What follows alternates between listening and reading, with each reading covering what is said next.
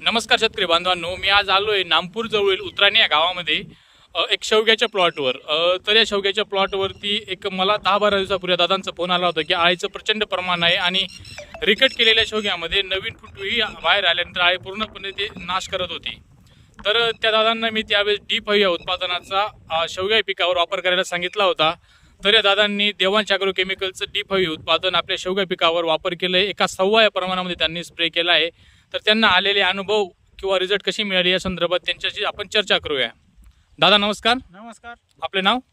मनोहर साहेबराव पगार. आपण देवांश ॲग्रो केमिकलचं कुठलं प्रोडक्ट आळीसाठी शेवग्यावर वापरलं होतं? D5 म्हणून वापरलं होते. कसे रिझल्ट मिळाले? एक नंबर रिपोर्ट भेटला त्याचे. 10-12 दिवस झाले फवारा मार.